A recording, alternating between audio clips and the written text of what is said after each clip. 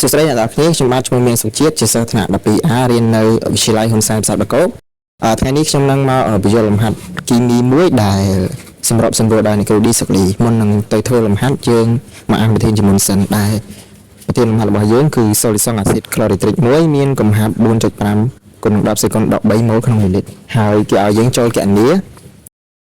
កកំហាប់ E យ៉ុង E ទីញោមខកំហាប់ E យ៉ុង E តុកស៊ីត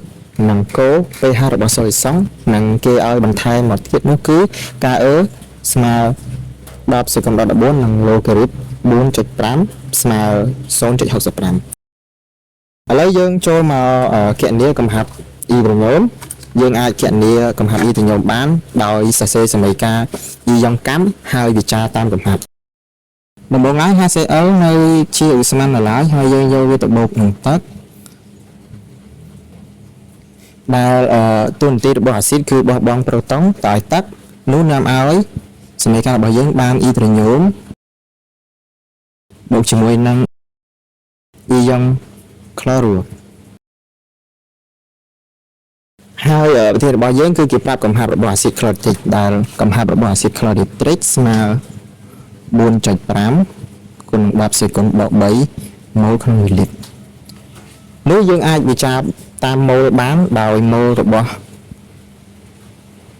អាស៊ីតក្លូរីត្រិកស្មើជាមួយនឹង mol របស់ E ត្រញោមនាំឲ្យកំហាប់របស់ HCl ស្មើជាមួយនឹងកំហាប់របស់ E ត្រញោមស្មើ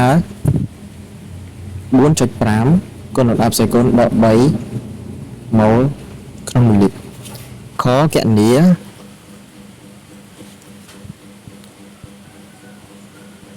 កំហាប់ E យ៉ុង E តុកស៊ីតយើងអាចគណនាកំហាប់ E យ៉ុង E តុកស៊ីតបានតាមរូបមន្តផលគុណ E យ៉ុងនៃទឹកតាមរូបមន្តផលគុណ E យ៉ុងនៃទឹកបានកំហាប់ E ត្រញោមគុណជាមួយនឹងកំហាប់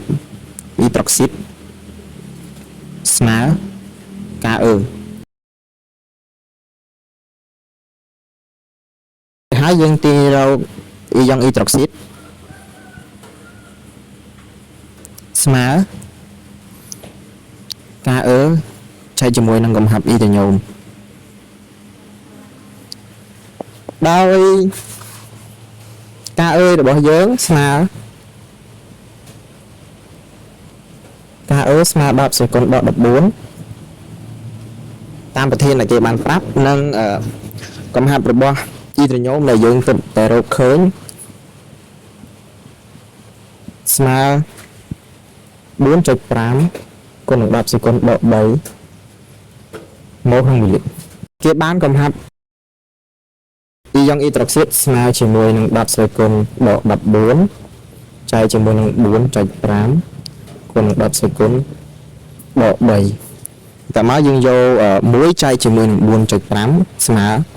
0.22 គុណនឹង10ស្វ័យគុណដល់11 mol ក្នុងមីលីលីត្រសំណួរបន្ទាប់គឺឲ្យយើងគណនា pH របស់ solution ដោយ solution របស់យើងគឺជាអាស៊ីតខ្លាំងនោះយើងរក pH តាមរូបមន្ត pH ស្មើដក logarit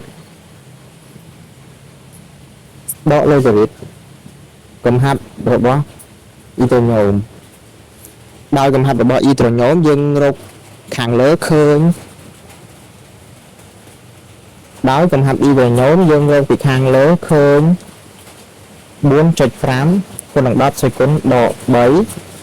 mol ក្នុងមីលីលីត្រនោះនាំឲ្យ pH របស់យើងស្មើដក logarit 4.5 គុណនឹង10សេគុណដល់3